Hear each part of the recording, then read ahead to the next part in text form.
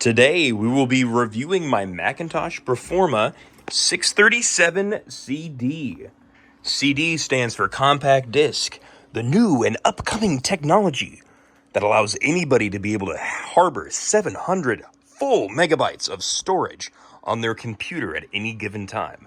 This computer comes fully equipped with all kinds of different software varieties, with only not one, but two bridge computers that it takes to get all of the variety of software that I need for the modern day onto my computer. You know, today, in the year 2024, with the advent of the smartphone, everybody seems to be glued to their smartphone. But if I can have one way to use a physical keyboard to take budgeting, notes, Bible study, and gaming into one place, I will absolutely take that option at any time. So today we will be reviewing and examining my Macintosh Performa 637 CD for all of its wonderful quirks, odds, ins and outs, and interesting features.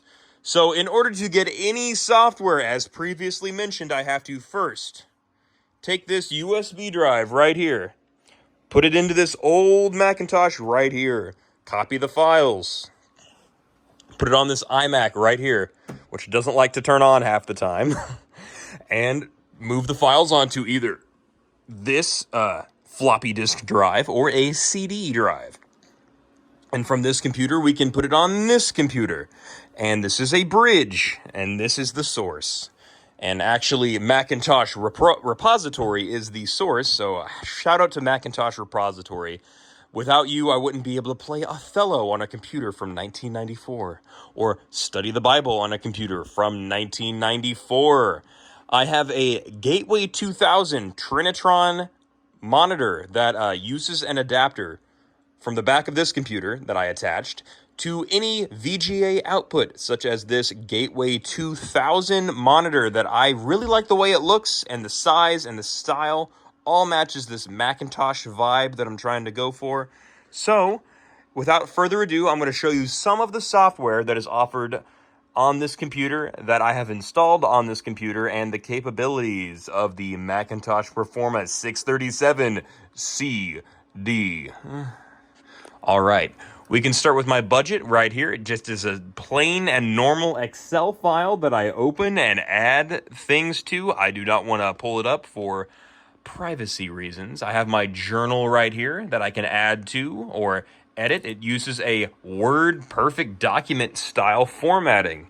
And no matter what happens, no matter who I am writing about or what I am writing about, everything can be recorded and restored from the year 2015 all the way to this year, 2024. Let's go. I also have this Bible study tool that I really like. It's called Mac Bible. I can open it by clicking this application icon. It references these 5 different types of files that have text-related information on them.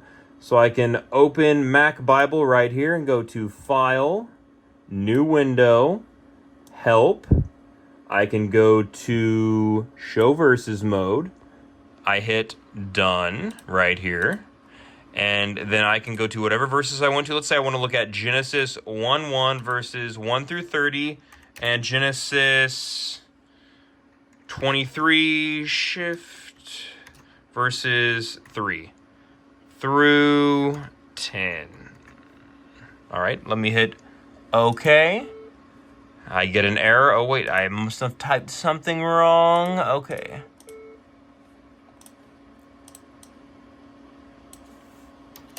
We can do one at a time. That'll be fine. So we have all types of different verses that we can look at. We can examine them, look through them, and put whatever numbers we want through here. So we could look at Revelation, REV, period, space, 1 dash, well, we do colon in here real quick, shift, colon, 1 dash, 12. If I wanted to do so, I hit OK, and now we are looking at the last book of the Bible, Revelation. So, just so you can know, You can study the Bible on a computer that is 24 years old. You could study the Bible on a computer that is 0 years old. It's called a book. It's called a physical manuscript. But for this case, it's fun to incorporate old technology into ventures that we wish to pursue within our lives. So that's why I'm trying to disconnect from using a modern smartphone, like the one I'm recording on, to an older computer when I'm at home for personal things that do not have to be connected to the internet, that are personal, that involve my relationship with God, and a little bit of entertainment on the side. So right here on the left, I have this Game Boy Mac application. It's called GB Mac. It is a shareware application that I do not have the full paid version for, but I can do such amazing things as play Game Boy games on my computer from 1994. Let's open the hard disk, and we can go to Applications, GB Mac, and we'll go all the way down to Pokemon Yellow. Now, this version of this software cannot record data or make save states, even if I try as hard as I can. But it can nonetheless play a copy of Pokemon Yellow horribly, by the way. If I make it smaller, it might run a little bit faster, but if I wanted to get some games like Monopoly or some like one-off games that I don't need a save state for, then that's a perfect application to have a couple of extra games on this computer. I have FreeCell right here installed. FreeCell is a fun game that involves cards that people can play. This is an unregistered copy, so I'm going to hit not yet so I can get as many free trials as I can.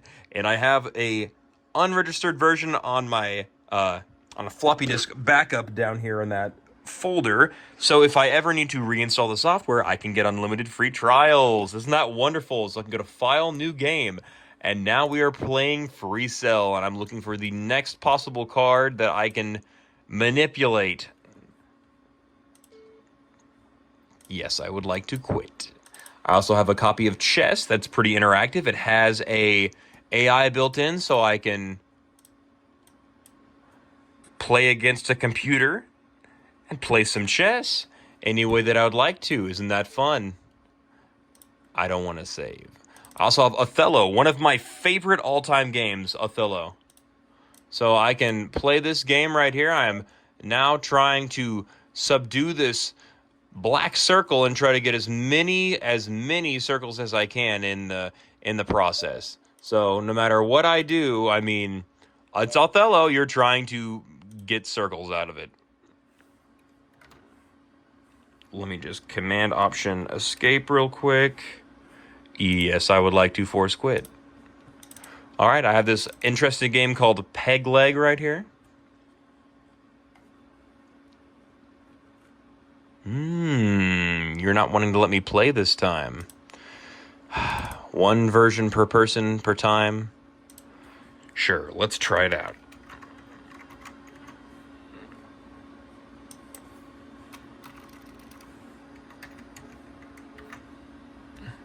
My name is Ryan, and I think I know where to find the serial number at. We need to go to hard disk. I need to go to applications, find the system folder, and I can copy the serial number from right here.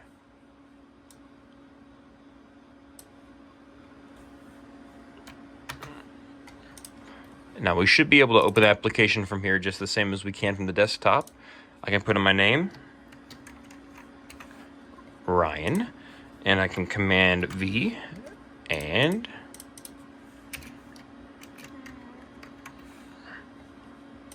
we'll see if we can play Peg Leg. Yeah, we can play Peg Leg. It just takes extra steps.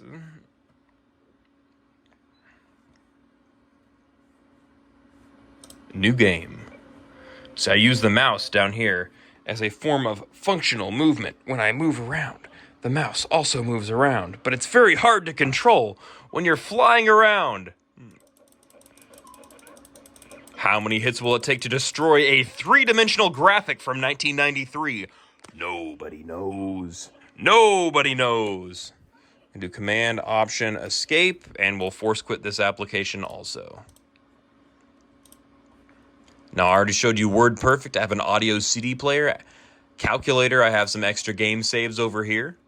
I have some extensions installed to allow this Mac to go to the current date of 2024, which this Mac is natively not capable of going to because something to do with the coding for the date for the calendar only allows this computer to be set to the year 2019. So this has been a quick overview of the software, the hardware, and functionality of the Apple Macintosh Performa 637 CD. Has an open functioning CD drive, floppy disk drive. I'm thankful to have this computer. It is a wonderful relic from the 90s with lots of parts available online, software too, and the fun of being able to transfer it from a new computer is enthralling. Thank you so much for listening. Have a wonderful day, and God bless.